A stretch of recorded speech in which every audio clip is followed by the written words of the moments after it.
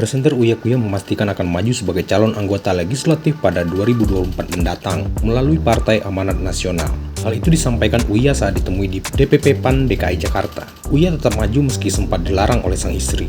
Uya mengungkapkan alasan masuk ke politik karena melihat situasi dalam negeri yang mengecewakan selama 1 tahun belakangan ini. Apalagi dirinya termasuk orang yang pernah menerima ancaman dan laporan ke pihak kepolisian dari seseorang. Pria 47 tahun tersebut mengaku gerah karena tidak adanya kepastian hukum dan kesewenangan oknum aparat. Oleh karena itu, Uya bertekad bila menjadi anggota dewan, ia akan memperbaiki segala kekacauan yang terjadi di negara ini. Uya pun sudah mempersiapkan diri dan akan maju di Dapil Jakarta 2, yaitu Jakarta Selatan, Jakarta Pusat, dan luar negeri. Kalau masalah kita terjun ke politik itu sebetulnya udah suatu hal yang dulu di otak gue nggak mungkin terjun politik gitu. Walaupun gue kuliahnya sarjana ilmu politik dari UI, karena Astrid dari dulu bilang gue nggak mau nulis politik kan. Tapi tahun ini, tahun kemarin sih, dia bilang lu terjun aja deh. Kenapa tumben gitu?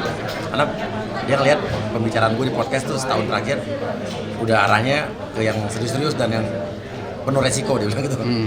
Sampai kita dapat banyak ancaman-ancaman dan juga laporan-laporan kan.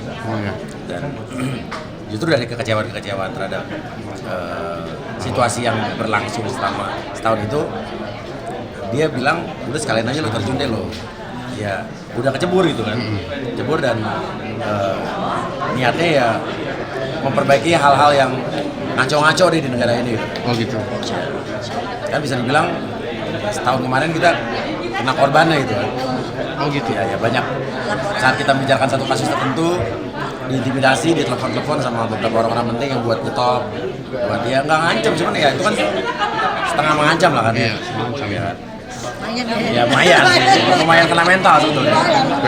Berarti terjun ke politik sebagai pembuktian juga ya Om ya, kepada apa situasi yang dapat seperti tersebut gitu, tekanan-tekanan. Ya gerah juga gitu. Yeah. Banyak masalah-masalah ketidakpastian hukum yang ada di negara kita tahun lalu.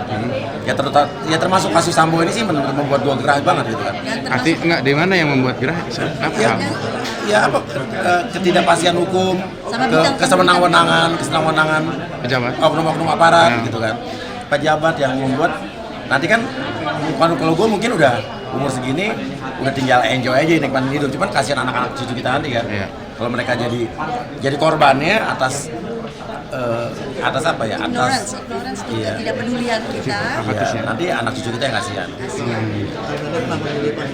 Nah begini, jujur nih, waktu gue udah mulai bikin podcast yang agak menyeramkan itu gitu, yang namarin gue tuh partai-partai banyak banget, partai-partai gede juga, tapi gue tidak langsung menjawab gitu kan, karena kan tidak ada izin dari dia untuk terjun ke politik.